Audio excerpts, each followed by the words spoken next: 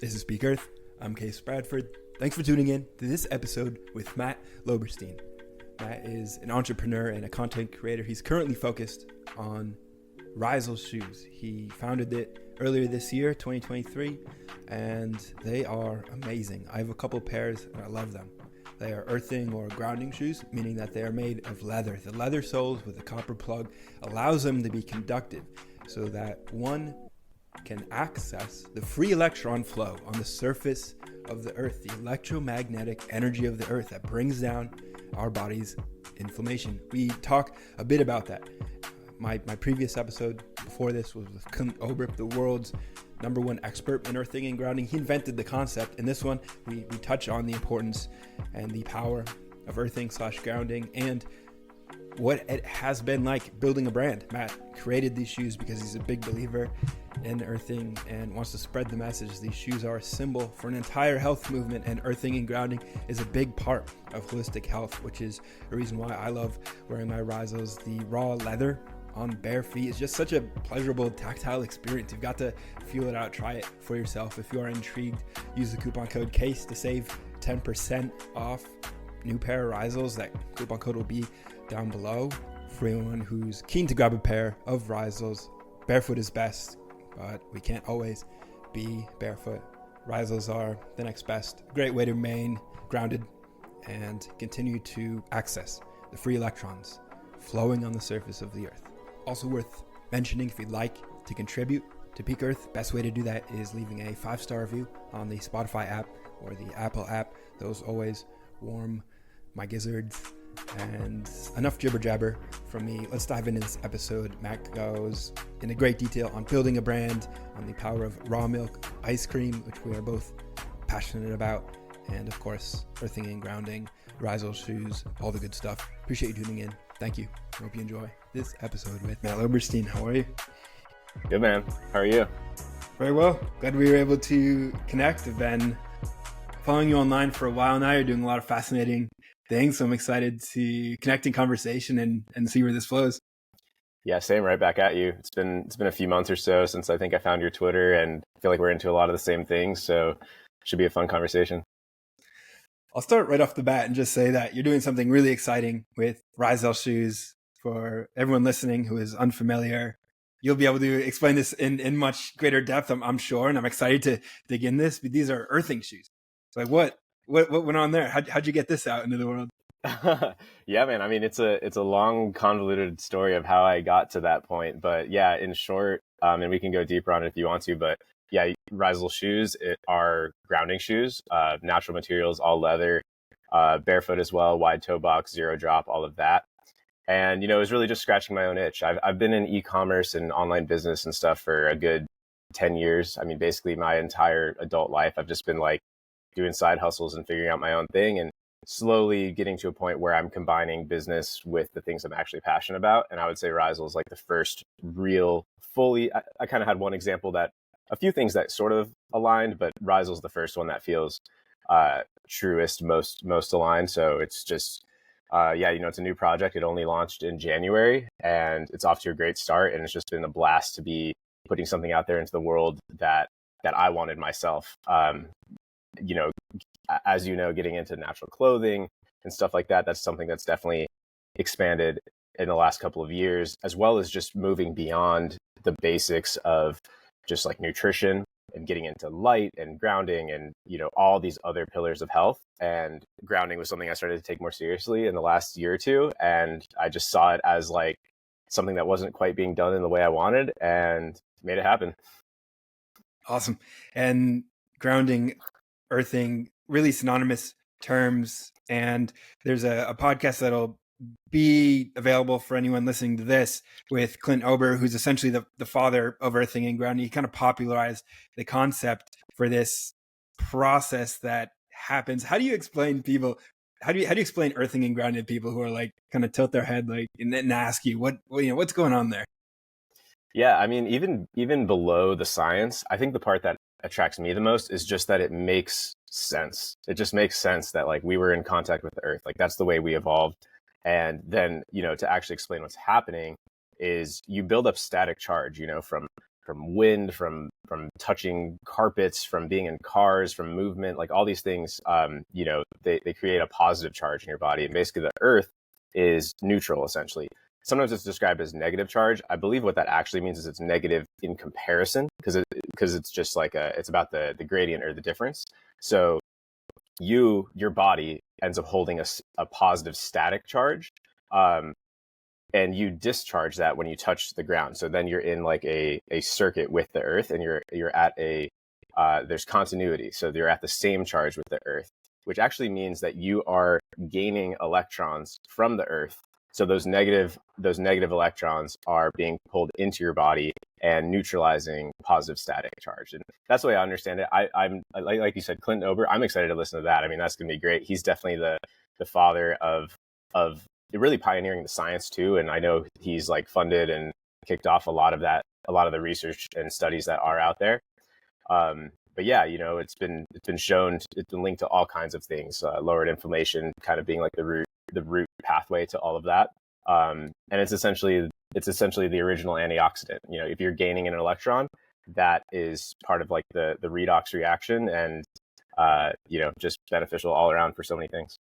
Absolutely. And I know personally, I feel so much more relaxed when I'm able to be barefoot on the earth for at least 20 minutes, preferably around an hour a day. It doesn't take too much, but it really is so essential for me to, when I get to the park or when I get to the beach, I'm taking my shoes off and I'm walking barefoot on that. And it just irks me to see people wearing their shoes because they're cutting themselves off from this free source of relaxation and anti-inflammatory. And you're making it possible for folks to not even have to bridge that gap. Like, you can just wear your shoes. And for everyone listening, concrete is conductive.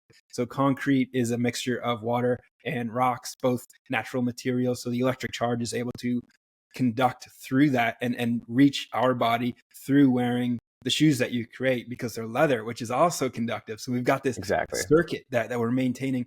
Asphalt, not as much. There's petroleum in there, so that's blunted. Yeah. And plastic shoes. So plastic soled shoes were created in the 1960s, insulated us from this connection with the earth.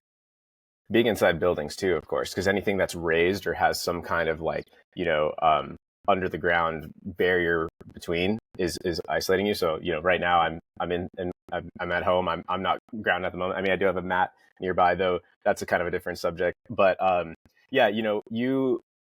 one thing you touched on, I think, is super key and was really part of like what gets me excited about Rhizal is it's about increasing just your overall time spent grounded, because, now I'm like the Rhizal shoe guy. I'm never going to go around and being like, no, like, you don't need to be barefoot. You don't need to go to the beach. It's like, no, that's not it at all. It's more like, actually, to make a comparison, I think it was either like Liver King or Paul Saladino would make this. It's like, eat the organs, but like, if you can't, then eat the desiccated pills, right? And I think it's the same sort of thing with Rhizal. It's like, I'm absolutely still out there walking barefoot. I'm absolutely jumping in the ocean. I'm absolutely, barefoot at the park if I can. But for all those other times that I'm just out and about and doing my thing, I'm wearing Rhizals. I'm still getting some extra grounding in anytime I'm on, dirt, sidewalks, concrete, any natural material surface. So it's really just, to me, it's about you're able to increase that overall time spent grounded. Yeah, it's really key. And it's somewhat hilarious too, where you really stand out if you're barefoot in a public place. Like, aside from the beach, like, in kind of coastal areas, you can sort of get away with it. But if you're just like walking around, even at the farmer's market here in LA, if you're the barefoot guy, like, people look at you kind of weird. They assume that you're potentially homeless. It's a wild place where we're at with society, where like being barefoot's really kind of frowned upon in like, social circles. Totally. And there's other factors too. But yeah, there's one farmer's market down here in Lucadia that it's like in a school, like in their outdoor area. So it's on like grass, and it's pretty accepted there, which is pretty sweet. But, the other thing is like, it's unfortunate, but like, we live in this like polluted, I mean, the world's beautiful, obviously, but like, things have gotten so polluted and so nasty. It's like, I don't want to be, I personally feel very uncomfortable crossing roads in like barefoot. I mean, it's the petroleum roads. There's just like all these things being dropped from cars in the road. I mean, you're stepping in oil, who knows what chemicals, also like even glyphosate in grass. Like you kind of always have to be a bit conscious of where you're walking barefoot. I know even in some areas there's like risks of parasites and things like that if you're walking barefoot. Not to say anyone shouldn't walk barefoot. I still think barefoot is king, but it's just really cool to have an alternative for all the other times. And one thing I love to reframe about barefoot is calling it free foot, because almost even just like calling it barefoot is like something is bare. You're missing something. It's like, oh, this is free. Like I'm liberated. I'm able to really express the dynamics of this foot that I have, which has hundreds of different muscles, ligaments, joints, this entire complex structure that is a sensory organ and modulates my entire nervous system, especially when I'm engaging in movement practice. I do a lot of 1 foot, single leg balance movements, and that allows my proprioception system to kind of kick in and activate my body mind in a really complete, unique and nourishing way, at least for me. So that's a big part of my training protocol. I'm curious if the leather shoes that you have, I have a lot of questions about them. So I guess I'll just start by kind of taking a step back before I dig into the details and just kind of inquire about the process of bringing these to market. Was it like, how long did it go from idea to product on the marketplace? I think it depends on the way I think about it. Like in some ways, I think the idea might have been planted in my head like, years ago, and kind of like it's the evolution of everything I've ever done in a sense, right? And all these different interests coming together. But more realistically, it happened very quickly. Like from the point where I was like, oh man, like I see similar stuff that I could change to the point, so basically this first design is based on this traditional Turkish shoe that has been manufactured, it's been a staple for probably hundreds of years, handmade in Turkey. And it's this style of leather shoe, but they're not barefoot. They don't have the copper, of course, but like it's this classic design. And when I stumbled on that, I was like, okay, this is very close. This clearly, if I can find workshops that are making this style of shoe, I can, ask for the things that I want to change around and make it possible. So, went through several months of iterations on stuff like that. But ultimately, I just knocked this one out. I think, I've been in like entrepreneurship and e-commerce for a long time. And I have some friends that have just like wanted to get into stuff forever. And they just think about it and think about it and think about it.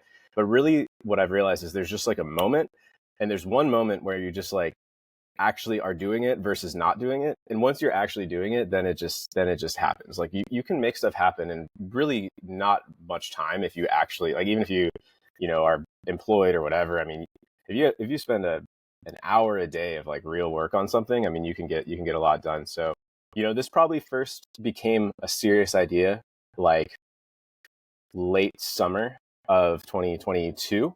And then, within no time, I was like trying to find potential manufacturers and workshops, and starting to iterate, starting to work on branding, design, things like that. And just wanted to get the first thing out there as quickly as possible too. I could have spent like 3 years trying to like design something like super wild and different. But rather I wanted to get this out there and then, kind of prove the concept, which now I think I'm at that point. And now I'm working on, some pretty unique stuff that should be pretty cool. So awesome. What has been your favorite part of the journey so far? I know you're only, it's early May. You're five months into it actually being launched. What has been your favorite moment?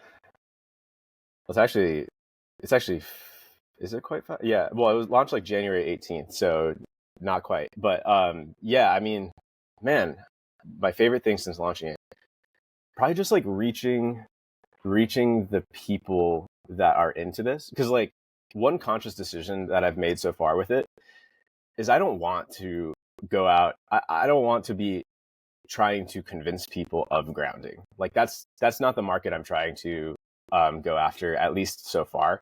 I'd much rather get this in front of the people that just already get it, and that's been cool because I feel like the customers of Rhizals are basically people I would be friends with. And in many cases, they are my friends. And that's just awesome because it's a really cool filter to see that people are on a similar mental path as you, and they're probably into other things too. Like I had this one like post that I ran as an ad that I was like joking around, half joking, which was like shoes for raw milk drinkers. And And it's like, yes, dude, it is. It's like these are the shoes that you wear if you're also into raw milk, if you're also into like putting your phone on airplane mode, if you're also into like drinking spring water out of glass and all these different things, then like you're probably going to align with these shoes too. So it's just cool to like kind of see that it attracts the similar vibe that I'm in. So that's probably my favorite part so far. Absolutely. I imagine there's someone out there listening to this right now. They're wearing Rhizal shoes, blue light blocking glasses. They're drinking raw milk, and they're just enjoying this. Like, yes, Yeah. that's me. This whole holistic Slathering health. tallow on their face. Yeah. That's what it Yeah. is. Like, and that's another thing too, is like, I mean, not to just go down like the business side. I'm used to talking about all that stuff because I used to do content around that. So that's like the mode I get in when I'm on an interview. On that vein, with the business and entrepreneurship side of it, I'm actually interested. I am interested in kind of digging into that a bit, because I haven't had an episode like that yet, where we've been able to kind of discuss more along those lines, and it's fascinating, because I know myself, I've had ideas for products, and I'm sure many people listening have ideas for things, and they're just like, it seems like maybe this impossibility or this amazingly difficult bridge to cross, to where they've suddenly got a store online, and they've got a manufacturer, and they've got the thing, in boxes ready to ship. Like, that whole process seems like this amazingly difficult maze to navigate. But I also imagine that now with e-commerce, there's a lot of systems set up, softwares to use, and a lot of it's been established. Is it incredibly complex as one might imagine, or is it more of a simple process once you get used to it? I think people just overcomplicate it. And I think a lot of business, especially like online, is people just want the ego part of it more than like the actual making of the business and serving people cool stuff. People want to brag about like even just revenue. Like I used to do that with Amazon back in the day when I was doing content. I don't do that anymore. But or like I have so many employees, or like, I do all this stuff. And the reality is like you don't have to do any of that. Like Rhizal is literally like me so far, and I'm packing the orders myself. I'm, just like all this I've responded to every customer service thing myself. Like you can get to like a pretty decent scale before you have to worry about like all these super complicated processes and things. So like, the software stack is like pretty simple. Like I'm not using anything too crazy at all. That said, maybe some of it just seems obvious to me at this point because I've been through this process like many times at this point. So, the speed to get there is very quick now. And that's why this brand kind of came out so much faster than any of my prior brands that I've worked on. But yeah, I mean, there's really not a lot to it. You just need to like think through. It's like, okay, well, I need the product. I need a way to ship it. I need a way for people to hear about it. I need a way for people to like pay for it. You just set up Shopify. You figure out your product. Obviously it's not, I don't want to oversimplify it because I think there's like a magic to it, especially with branding. You cannot just like throw a product out there and expect it to sell. That like does not work. But you have to have this. For me, the most important thing to brand is something that like doesn't have words. It's hard for me to explain even after like being like the brand guy for a while. Is like it's this intangible thing of like it just needs to strike people as already existing in a sense, and it just looks legitimate, and it speaks to something deeper. And I think I kind of nailed that with Rhizal more than any of my prior brands, like just like color palettes down to the name, down to the design of the shoes, and just everything about how the website and experience and content is so far. There's a long way to go, but yeah, I really don't think it's that complicated. You just have to, I think the big thing is people just hesitate to do anything. And like, if you've got an idea for a product, just like shoot out some emails to potential suppliers, like just freaking dig on Google or depending on what type of product you're doing, there's different places to search. Start hitting people up and just have conversations. Like the way business works is not like so buttoned up as people might assume. Like literally it's like a text message. Like just fucking say some shit. Like it doesn't matter. Like you don't have to like send them like a business plan and like I don't know, like just hit them up. So yeah, I think people overcomplicate it. I think that just comes from fear of a failure, I guess. Must be. That's great advice. And there's a lot there, I think, in a lot of different realms that can be applied. Like the ego the people want to be the noun without doing the verb so often, and where it's just like this ego driven thing to like put on the profile, like I'm the CEO and the founder of like some company that hasn't even like sold a single product yet. That shit's also, if you ever see me doing that shit again in my bio, just like immediately call me out. Like that stuff is so stupid. It's also stupid. I mean, I was kind of like an e-com guru like years back.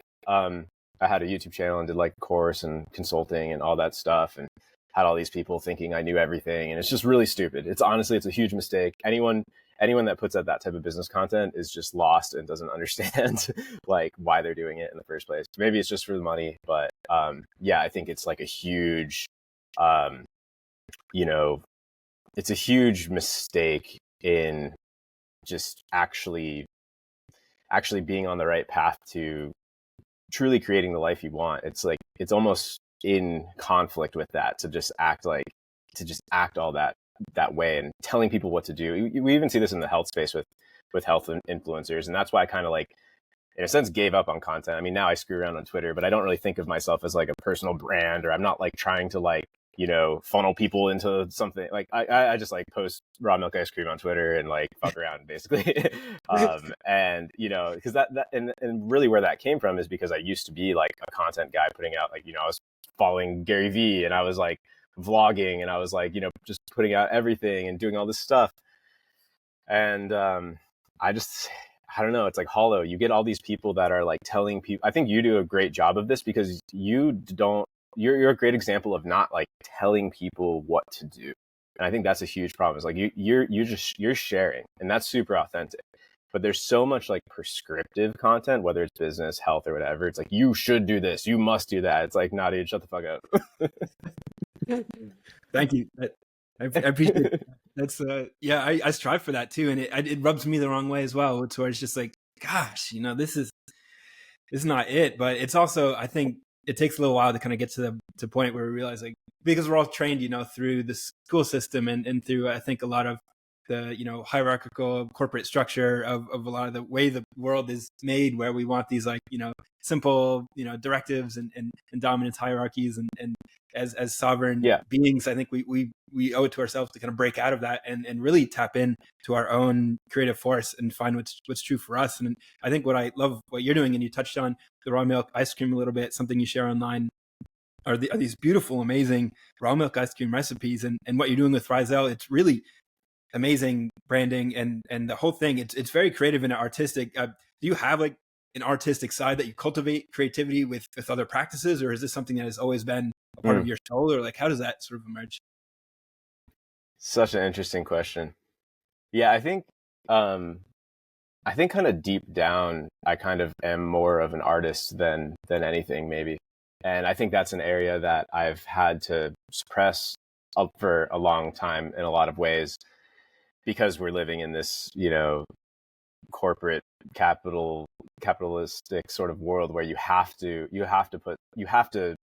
do something to just exist, essentially. I mean, yeah, you could be a beach bum maybe, but like, if you really want to create a beautiful life that you want, you have to participate in the system. And I also think business is an art. And I think that, you know, I do think the stuff that I'm doing is an art, and even tweeting can be an art. And not that that's like a business, but yeah, I think that's a really interesting point you picked up on. And I do think brands and products and obviously content, and it is an art. Yeah. And, you know, like I grew up making music a lot, and I've really put that on the back burner. And I feel like someday I could end up like maybe someday I'm just like at a certain financial level where I'm just like, screw it. Like this year I'm just making music. That's it. Yeah. Or like messages. It's not just music, but it's like putting out messages. And I definitely think that's I haven't done as much of that on Twitter these days, but like, you know, even just like philosophy, psychological type of stuff. Like I do think that's like a really strong drive in my heart. Yeah, I do pick up on that through your raw milk ice cream. You've conveyed the deep heartfelt meaning, and I picked up on it's for anyone. I'll be sure to link a few of your raw milk ice cream recipes, because they are amazing. Like some of the best pictures and recipes for ice cream that I've ever seen. And it's for anyone who's interested in the art of ice creamery, you've got to, check this out and try these recipes because it's really awesome. And I know raw milk ice cream has been something that I've played around with. I think it was really this past year, and it's pretty life changing because it's this amazingly delicious superfood, really one of the very best things on planet Earth, because it's just this amazing combination of like egg yolk, raw honey, raw cream, milk, and kind of whatever else you want to add. And it does end up being this very nutrient dense sort of snack or food, and really a drug in a way where it's like also nourishing. There's nothing else like it. It's amazing stuff. It's unreal. Yeah. And it's all new for me too. I mean, this was only in the last year since I became the ice cream man. And honestly, just like tying into my health journey and all of that is, I wasn't doing dairy for years. I was gluten-free, dairy-free. And, it wasn't until for a while I kind of reintroduced like raw cheese first, but I wasn't even doing raw milk until a year ago or so. So that's kind of where it was like, wait a second, I'm doing raw milk now. I already had an ice cream maker because I did screw around with some bulletproof ice cream recipes way back, and like coconut cream based only a couple times. I literally made it like once or twice way back, and then I was like, whatever. But then I was like, okay, now I'm doing raw dairy. Like I have an ice cream machine. And before that actually I started making, I don't know if you've seen on that. I've posted them a few times, but I've done these like palettas, like popsicle type of things, like with a mold on a stick. Like I started doing that with raw kefir. That started before the raw milk ice cream, and that was the evolution. I still make those, and that's still a great and easier way to start, honestly. Because you can just you basically make a smoothie and pour it into a mold, and then you have like a raw kefir fruit popsicle or something. So that's a bomb way to start. I have a few of those posted, but yeah, the raw milk ice cream revolution is just insane. And I have a brand in my mind for that I'm just obsessed with. But like, as I'm sure you know, and probably people listening, like the legal regulatory, I mean, it's like, dude, it's unbelievable, like just how regulated the big dairy is. Like it's insane. So I don't know if I can find any sort of loophole to make that a reality, but I would love if anyone listening knows how to navigate that loophole. Like I think it's probably a horrible business. It's probably way less lucrative or interested than anything I'm currently working on, but I would 100% give it a shot as a side project. The brand name is Matt's Forbidden Cream. And I've got the whole vision in my mind. It's epic, dude. Yeah.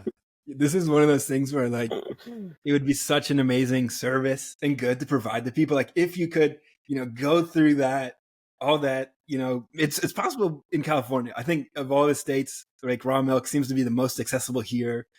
Even though it may not be the best quality, it's still pretty good. And it's like super available. And if we were to, offer raw milk ice cream, there may even be enough people who would, at least keep the business somewhat afloat. It might not be super profitable, but the ice cream itself would be so expensive. It would be like $20 for like a scoop. No, dude. I think it'd be like $40 to $50 for a pint. I mean, it would like have to be. Maybe I could get the cost way down if I was like obviously getting the cream and milk and wholesale and stuff like that.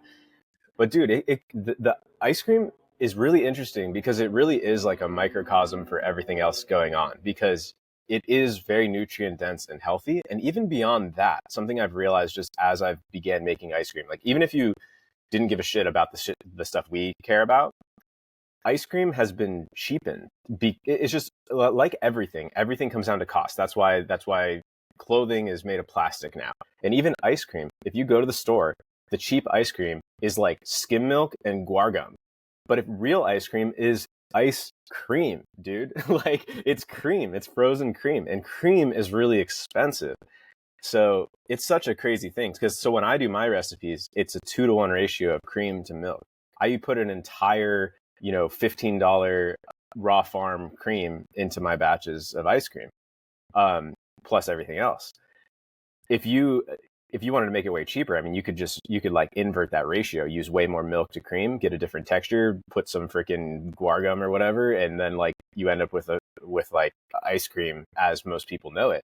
But the real deal stuff is like not made anymore. Like even if you didn't care about grass-fed, raw, any of that, like I don't think you can go to the store and find an ice cream that has the first ingredient as cream. I haven't looked that closely, but it feels like most of all ice cream has just been like, cheapened. And that I think is kind of like similar to the way everything has gone, just in terms of like cutting costs and like substituting unhealthy things because of cost, basically.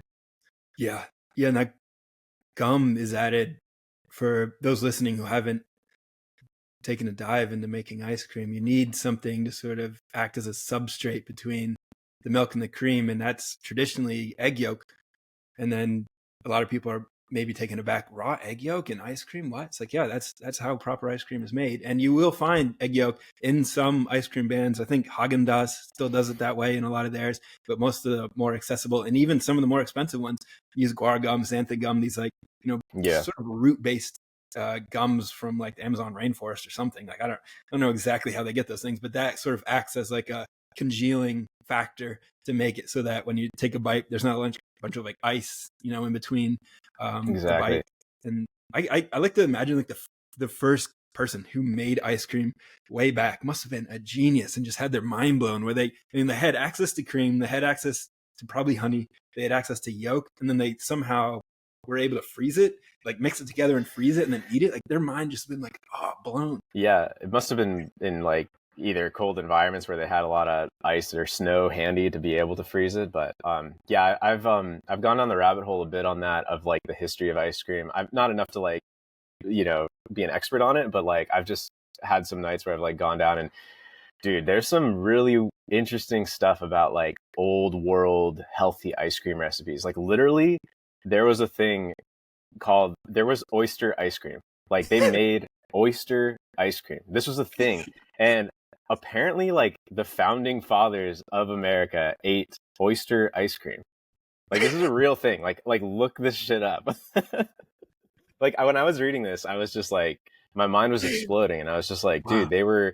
they were doing all these crazy esoteric health things that have just been dropped. And there was a lot of savory ice creams. There were like cheese ice creams, and a lot of herbs, and there's still stuff like that, like floral stuff.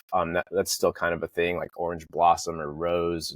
And a lot of these early ice creams were like more on that side, and then it kind of eventually evolved into like freaking like you know brownie marshmallow, like whatever.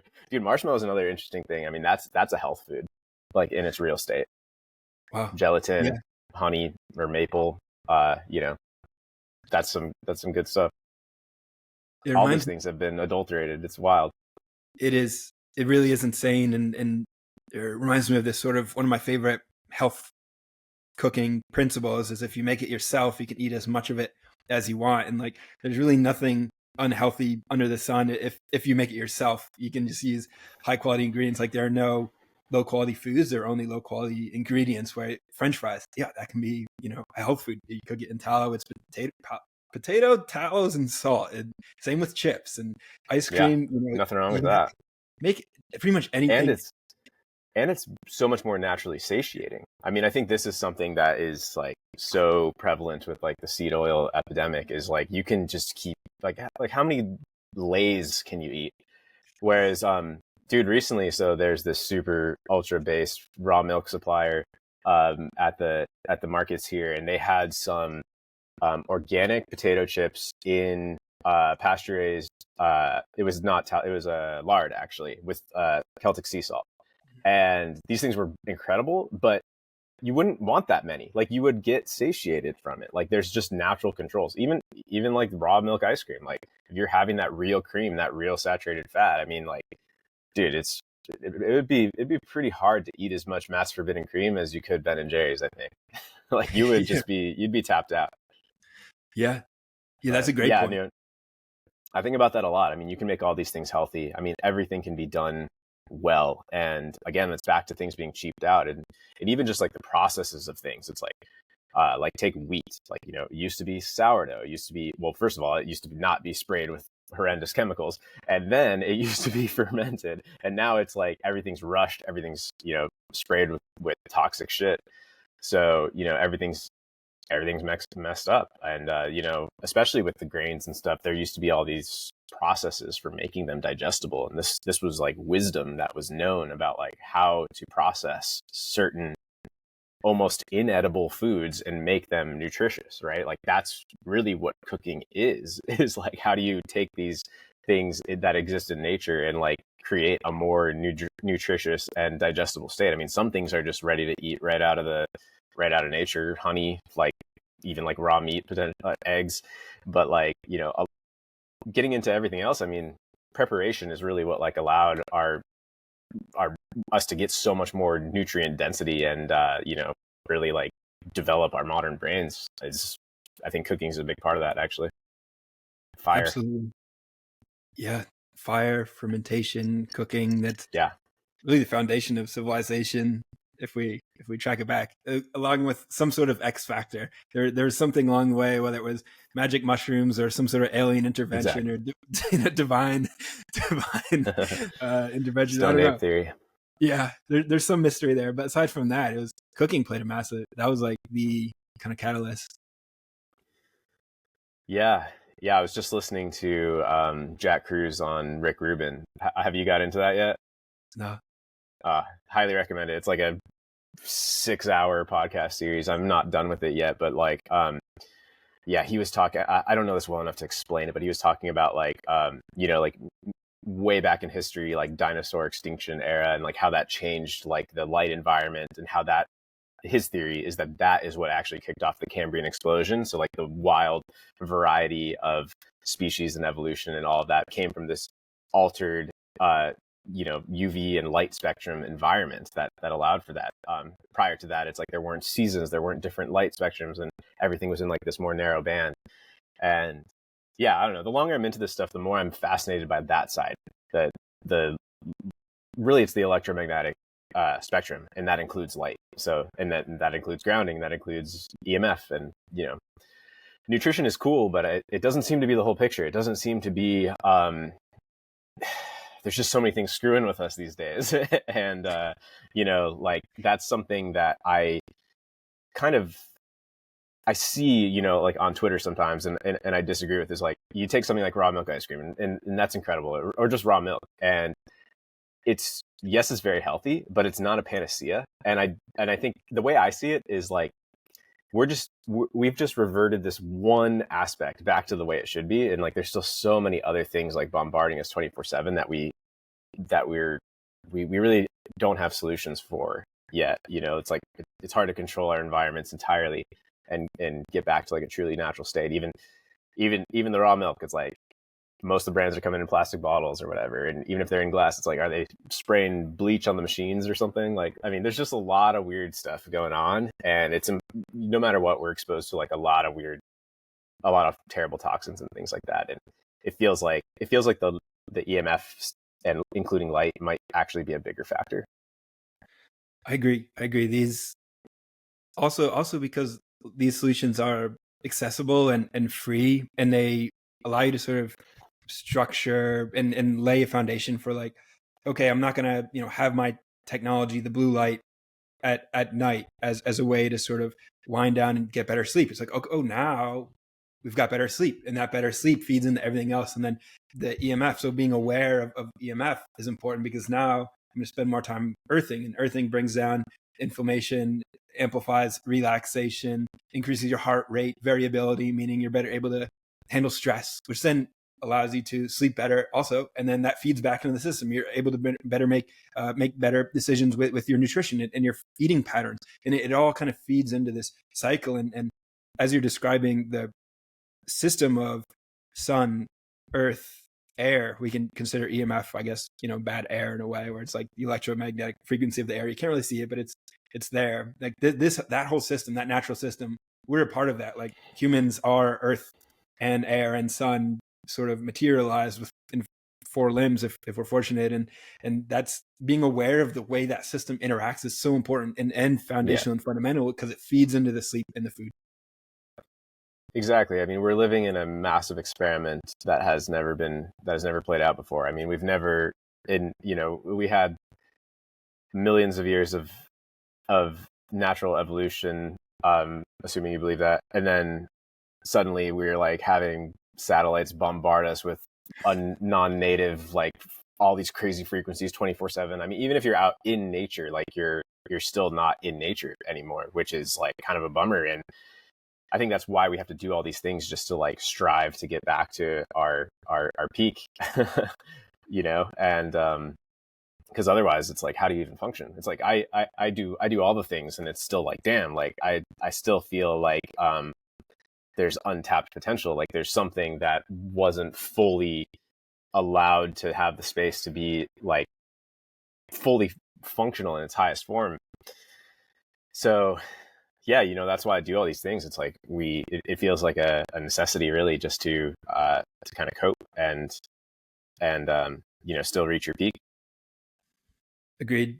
And it's been a fascination of me, this topic, as well as like, what are the missing pieces of the puzzle? I know I grew up, you know, really until age like 27 or 28, just really pretty lost and searching, seeking what was wrong. Like, why do I not feel right? What is the missing piece? And I think part of that is just being human. Like, we all kind of feel like something is missing kind of all the time. Like, holism is maybe even just, you know, a fantasy or dreams will be like really perfectly whole, especially like if we're considering community as a big part of the puzzle, where like I'm literally relying on a tribe of people every day in order to survive. Like, reconnecting that human hive mind is like a big one that we're all missing, and that one's really difficult because of like the system that we're in. Unless you're going to go live on some permaculture you know, farm somewhere where you are like, we're all relying on each other to like hunt and get food, like really restoring back to that hunter-gatherer lifestyle where you're like barefoot all day in the sunshine, eating food fresh from the soil. Like, but that's really not realistic for a lot of people. And many of us don't want to, you know, go down that path. So the question is, okay, what could I do kind of every day to emulate that as best I can, and sort of balance like my state versus my, you know, the demands of myself within this techno corporate culture that we're in. It's like, it's a tricky balance. Yeah, I mean, I think there's a lot of positives of technology too, and I don't think the solution is just to throw everything out and go like live in caves again. I mean, like, we wouldn't be connected, we wouldn't be having this conversation, we wouldn't have this whole space of people interested in this if it weren't for technology. At the same time, maybe like things wouldn't have gotten as screwed up in the first place. But you know, I think there's a lot of positives to it, and so I'm not like anti-development. It's just like we need to like get a grip on what we're doing. And it's like, if you're blowing up the planet to do these things, then it's like, hey guys, like maybe that doesn't make the most sense. Yeah.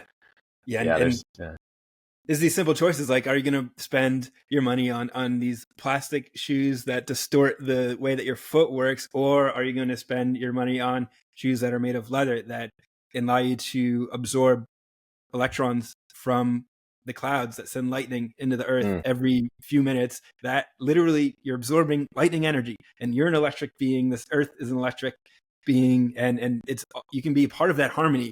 You know, every single day these choices are being made. Are we going to be moving in the direction of harmony, of homeostasis, of synergy with the way that this biosphere is functioning at its higher level, or are we going to be moving away towards, you know, false advertising, Nike getting their shoes made, you know, in a from potentially nefarious conditions over in a place where, you know, you could call it a sweatshop, and that's not a situation we want. And they're making massive margins on these products, selling the glitz and the glamour. Meanwhile, you're getting this plastic soled shoe that is distorting your entire body mind from the ground up. Or you can get something like a Rhizal shoe that is going to reconnect you with the power of Posh Mama, Mother Earth, and it's real, it's legit, it's powerful. And that brings me up something I wanted to ask before I forget. Is the name Rhizal shoes, where did that come from? Do you know already? I'm just curious. I somewhat know, but I don't know. I'm just curious if some people piece it together, or I guess it's on the website somewhere. But so I knew from the beginning, I was like, I want this name and brand to like obviously represent the connection to the ground. And I kept coming up with like the concept of like roots, like rooted. And I was like thinking on that word, and I was like, okay, how can it needs to be something kind of like encompassing of that. And at first I was looking at the word root in like other languages, and I originally I thought it was going to be raíz, which is root in Spanish. I was like, oh, that's kind of cool. And then after a little more digging around, I was like, oh shit, like the mycorrhizal network. The mycorrhizal network is like the root communication network in the soil. So it's how like trees can literally send signals to other trees through the roots using fungi signals. So that's the myco is fungi, and then rhizal means of roots. So it's like of the root network. So that's where the concept of Rhizal came from, is pulling it from that word mycorrhizal. And I think it just perfectly represents it, because it's like you're reconnecting to this alive information of the ground. That's the way I think about it. Mm. And yeah, I'm like, I still just think it's like the perfect name for this. So I think it has the right look, and just so I'm really happy with the name. And then the logo too is also kind of like an interesting little Easter egg. I don't know if you know this one, but if you look up just there's a symbol that's used in like schematics of houses and stuff for like the electrical. Like there's a symbol that means electrical ground, and the electrical ground symbol. This was when I was like kind of conceptualizing logos and stuff like that. And so I stumble on that, and I'm like, that kind of already looks cool. It's like this line and then these three lines. And I was like, okay, it has to be something related to that. So I took the actual symbol for that has been used for however long to signify electrical ground, and basically like modified it, gave it some different angles, came up with this like tricolor scheme. But that logo is based on like the actual symbol for electrical ground, which is also, I think, kind of cool. That is cool. Thanks for sharing that. That I like both those stories give a deeper meaning to the entire enterprise. And while we're on the topic, I did have some other questions that I just want to make sure I asked, because I think they're going to be top of mind for folks. I know they are for me. Since they're made of leather, what happens if it rains, or if you step in a puddle and they get wet? Yeah, no, that's a great question. I think there's some trade-offs with using natural materials. Like the plastics, like you were saying, the margins on plastic shoes are insane, and they last really well. It's like a tire. It's like a tire for your foot. It's this like plastic manufactured thing that costs $3 and sells for a lot. And leather has real cost. It's a real native natural material, and that requires like a little bit different of care and like responsibility around it. So yeah, they're really like they don't do the best in water. I would generally recommend avoiding it, especially if you care about them lasting and looking good for as long as possible. It does like accelerate the wear, and just can kind of like warp things a little bit. That said, like if you get a touch of water, like I definitely have several times, and like it's not going to ruin them by any means, but it's more of like a sun maxing day shoe. Like ideally you're kind of going on it's more of like a good weather day. But maybe eventually I'll do something like, I'm actually curious, like, I mean, I know right now it's like, it's kind of this vendetta against rubber soles, but you can actually have natural rubber. And the rubber that's used in like, your classic Nikes or whatever is rubber, but it's actually like this rubber polymer with plastic and dyes and all this stuff. But rubber comes from rubber trees. Like rubber is a natural product. It's not grounded, but it can be natural. So maybe in the future I could do something with like a natural rubber sole, yet still figure out ways to have it grounded, like through the copper, through some other kind of system. But that could also like allow for maybe like a hiking boot or something, like something with more traction. Because that's another trade-off, is like we're talking about a literal leather sole on these, which is obviously not going to have as much traction as like a tire. So like the current model is more of like a casual daily wear. It's not like it's not going to replace your like active wear shoe like that you're like exercising and doing stuff in, but it's the perfect thing to just throw on for wearing for your day-to-day stuff. But yeah, there's some trade-offs of getting rid of that nasty petroleum tread sole, but at the same time it just makes it, you just feel so different wearing Rhizals, because you're like wearing something that's native, and it just like the way it hits the ground is just like flat, like even more than with my other barefoot shoes that I've wore for years. Like there's just something about that purely flat leather slab of a sole. And just so people know too, is like because I think some people probably kind of imagine it unlike how it feels in person, because they hear that the upper is leather and the sole is leather, but so they imagine it being like extremely supple. But the reality is like the upper leather is like a soft leather, but the sole is like a serious slab of water buffalo leather, which, yes, as far as like a shoe sole goes, it's minimal, but it's not like you're wearing like a leather sock. Like it has some, it has like a slab to it. Like, so it's still a sole.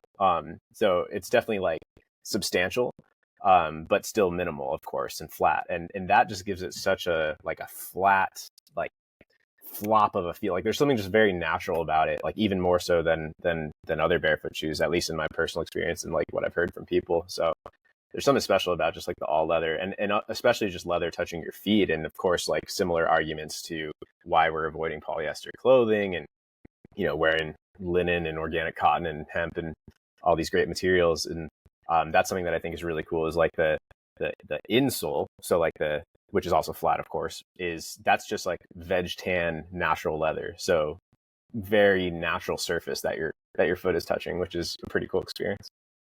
Yeah. Yeah. And there is absolutely a different tactile experience from interacting with natural fiber versus fabricated artificial fiber. It's something that really is somewhat subtle, but also pretty powerful. And touch is such a neglected sense, and it is just like, I mean, everything we touch most of the day is like a smooth, soft surface. Go rub your hand over the surface of the trunk of a tree and feel that bark. That it awakens something within your entire body mind. And the same is true for like wooden, kitchen tools or even leather shoes. They're both really powerful ways.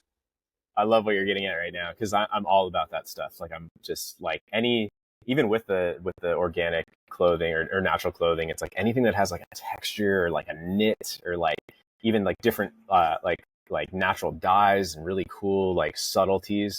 I love stuff like that, or like wood that's not perfect. I'm all about stuff like that, kind of the more handcrafted, less mass manufactured type of stuff. Again, this theme keeps coming back of like things that used to be. I don't know. Have you ever read Sacred Economics? Yes. By Eisenstein. Yeah, Love it. I think about that. I'm due for a reread of it. But it's like we just took all these things and cheapened them and mass produced them and made them like we've changed our standards. Like that's something that's really interesting is, like when you have like a bunch of people see like a Rhizal TikTok or something, like obviously you get a lot of comments from people that don't get it. And a lot of people are like, oh, this is like so expensive or whatever. And it's like, dude, what's truly expensive is you buying an $100 plastic shoe made of petroleum in China that costs $3 to make and may or may not be in a sweatshop. It's like that is expensive. That is true expensive. Whereas like, the cost of a handmade leather shoe, like the cost to make that is just a lot different. And there's real materials, there's real people like making it, and that's just like a different thing. And it gives it a different quality, it gives it a different essence to know it didn't just like come out of a machine. It was rather like, things were pieced and cut and stitched. And I've always loved that type of stuff. And it just gives it a different energy. Yeah, that's an even deeper layer from the natural fibers. Like the people's hands and care and love that went into making that thing, there may very well be some sort of vibrational essence or residue left within that material when you have it in your hands. And I tend to believe in those kinds of things. I don't think it's crazy at all. I do too. I think there's like a love in it. I think about that. Like I said, so far I pack them myself just because it's kind of fun for right now. I mean, maybe at some scale I'll eventually like have to hire that out. I'll never outsource it ever. If anything, I'll hire it in house. I think that's so. Back to the e-commerce stuff. I think that's a real like people make a lot of mistakes and people just want to automate everything and make everything software, make everything automatic, hands off, which is great. I did that with the old stuff I was doing. But there's something about that hands-on touch that just like breathes more life into things. So, even down to the packaging, like the shoes are like, rather than having some like, manufactured like shoe box with a bunch of like, plastic wrap around the shoe or whatever. And like, these are just like, they're put into this cotton drawstring bag, and that's in like just a regular cardboard shipping box with like branded tape, and just like having that sort of like having the whole experience be like continuous in that way and having the same vibe, I think is really important. So yeah, I definitely think that stuff does make a difference. Agreed. And anyone who really pays attention to things, items, one may being handmade, one being sort of mass produced, will agree. It's just not something that everyone is attending to or really paying attention to. It's because it's subtle, but it's there. It really is a true part of reality. And another question that's bubbling up on these shoes is, I know moccasins leather shoes are, 12,000-year-old technology. They go way back. And I'm curious if you can like train or like run in these shoes, or are they more of loafers? And is it possible to create an earthing shoe? Like if you had Rhizal with laces that were more oriented towards fitness and training, or is that just not even really in the realm of possibility? I think it's possible. It's something I'm thinking about. To be honest, I don't think it'll be in the first handful of next styles that I knock out. I'm kind of going after, and the reason for that is there's a lot, not grounded, but there's a lot of great athletic wear barefoot shoes already. And again, in those contexts, you might want as much traction as you can and making sure everything's perfectly tight and all of those things. And there's great examples of that. What I felt like didn't exist was the casual day-to-day shoe that I wanted to wear before I got into barefoot shoes. Like I used to be just into nice leather shoes years and years ago. Like I've always loved this sort of vibe of things, even before the health angle. And then I just started wearing like, Vivos and these other brands that are great, but it wasn't my style. So style was honestly like a big first inspiration for it. Was like, I want to make chill, casual day-to-day shoes, because I feel like that doesn't exist. And the athletic stuff is being done well, though you're right, not grounded.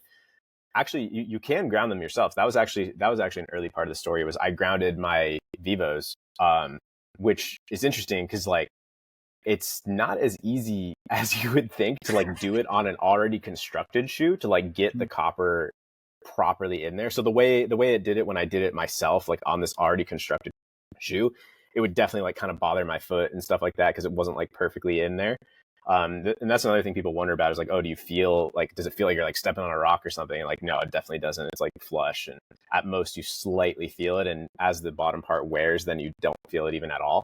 But yeah, that was definitely part of it. But, like I was kind of saying with the natural rubber, for example, maybe in the future, something like that could be more of an active wear type of shoe. But at least for the short term, I'm more focused on the like chill, casual, lifestyle day-to-day wear shoe, because that feels very underserved and is personally what I want to wear most of the time.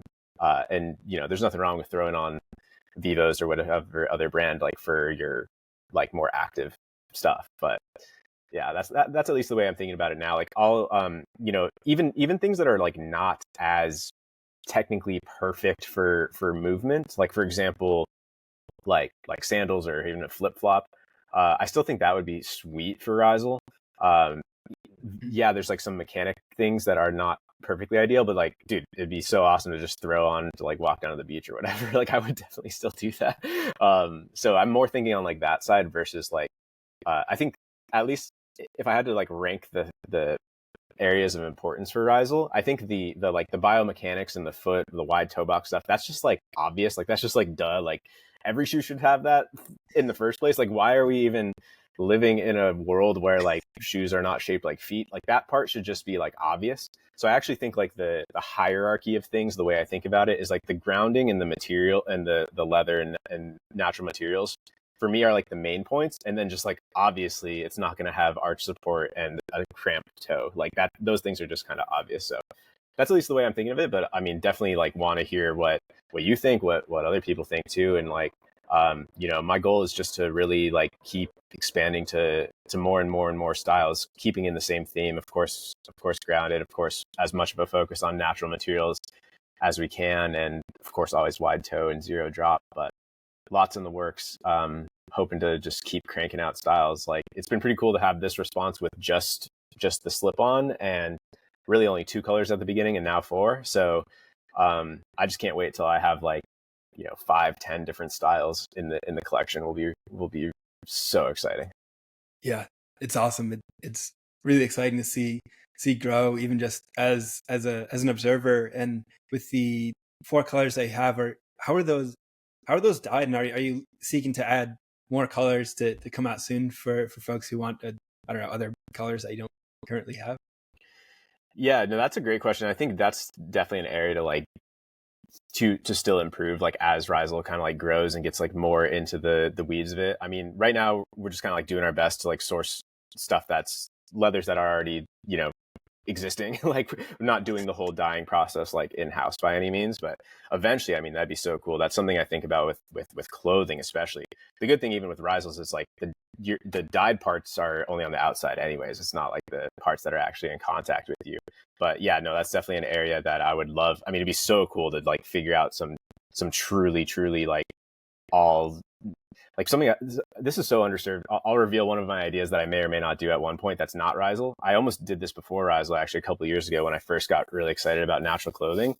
Was obviously like, you know, these materials are good, but the dyes, like you can have like an organic cotton shirt that's still like dyed with questionable stuff, but there's like one brand that I know in existence at all that like dyes with like roots and flowers and like stuff like that. And I think that stuff is so cool and so underserved. So somebody might steal that idea. Maybe I'll still get to it, but I would love to do a whole clothing line of like not just natural materials, but natural dyes, just keeping the entire process really cool. But yeah, leather is probably a little more tricky for that. But in a lot of cases, I think it will be possible to just do undyed, like it's just like veg tan, which is just like a I think it's acorn based, and they basically just like sun tan the leathers with like essentially like natural oils, and that like kind of tans the leather. So definitely very likely we'll have some styles that are like that. Like actually the sole right now is like that. The sole is not dyed and the insole is not dyed. So yeah. I would like that. That sounds cool. I like the thought of that. Makes me think of sort of like live edge wood. I just love, and to think of like a raw leather shoes. I imagine leather has, you know, natural characteristics, and undyed and raw would be probably pretty cool, similar to the live edge wood type deal. Exactly. Yeah, I'm definitely thinking about stuff like that for sure, especially for some of like the sandals and stuff that I'm working on at the moment. I think will be really cool. Like even just having leather that's like unlined, so it doesn't have like a thin other material leather. Like sometimes you have like a leather and then it's like stitched or glued to like an inner lining leather. Whereas if you just have it rough, then like the inside is like that kind of like fuzzy leather material. You know what I'm talking about? Like a rough edge. So Yeah. probably going to do more of that for like the sandals, where it's just like one piece of leather and you get like the rough edges and stuff like that. So definitely thinking along the same lines. That'll be really sweet. But yeah, for now, I mean, on the slip-on, I don't know. I might do some more colors. At the same time, it's like, I don't know if like too many options almost becomes like confusing in a way. But I definitely think there's some untapped colors still. Like I don't even have like a dark brown or a black, which is for sure like high demand, and I don't even have those yet. But that's because I'm really wanting to find the right brown and black, and I haven't yet. But you know, I would like to find some leather with, this is back to the texture thing actually, but like some leather has really nice texture in it, and like I don't want a leather that's just perfectly smooth or perfectly you know, just like homogeneous. Like I'd rather it have some like kind of that like that depth of color to like that almost like cracking, like that depth of color in the leather would be really ideal. So still searching for that, but I'm sure like I think we'll get to everything over in time. Like I've literally got so many things saved for inspiration and ideas, and I'm already in this like the sampling and iteration phase on really like 2 or 3 styles already. So hopefully like within the next 2-3 months there will already be some completely different styles out there. So but yeah, colors will be fairly easy. It's not too hard to, it's really just about sourcing the right leather, and then like the manufacturing is the same obviously. So yeah, I could do like black, or I don't know. Awesome. And I've been really enjoying and inspired by everything that you shared so far. You're clearly really attentive to detail. You care about the craft of what you're doing. You're thinking deeply about these things from like every angle, and it's motivating. I hope everyone listening kind of picks up on that passion and is able to kind of catch the vibe of what you're sharing and what you're kind of putting into your work and your creativity in the world. I think it's incredibly awesome, and I commend you for that, and appreciate the time that you spent with me, kind of sharing everything under the hood. It's been an incredible conversation that I've really enjoyed. Is there anything else that you'd like to share with everybody listening?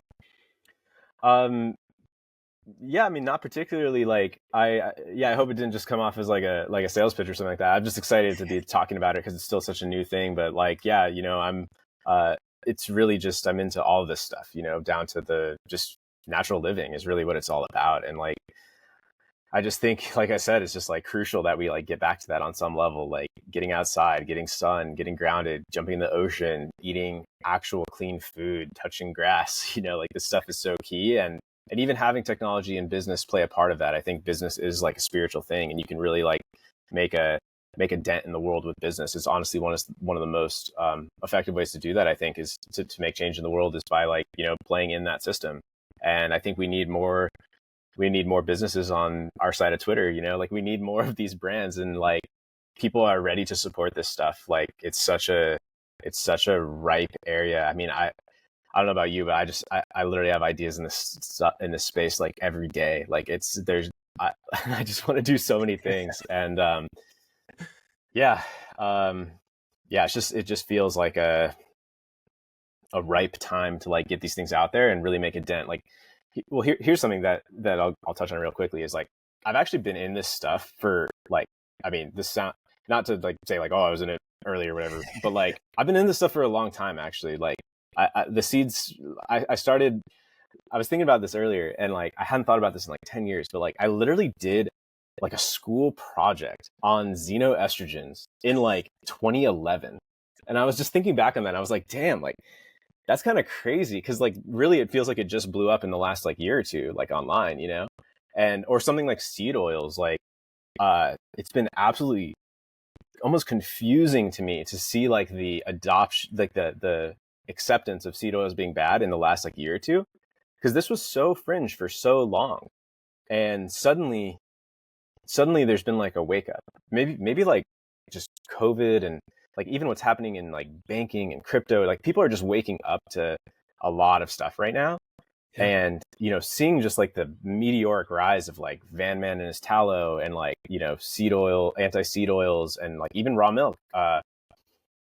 It's just like, honestly, it's stunning to me that like suddenly we're living in this world where like a lot of people are caring about this shit. And it's still very niche and very fringe for sure. Like, don't get me wrong, but like suddenly people get it. Like, suddenly a lot of people have blue blockers. Suddenly a lot of people care about seed oils. Like around here, at least, like there's a few restaurants that are like tapped in, and like you'll just like overhear conversations about like literally like raw milk and seed oils. Like it's just so cool.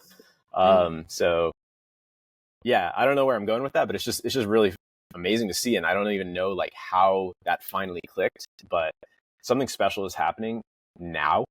And I don't know, we just got to ride that wave and put things out there and keep crushing. And I think you're doing a great part of that, like with this podcast and with everything you're doing on Twitter. And yeah, I don't know, let's just keep it rolling.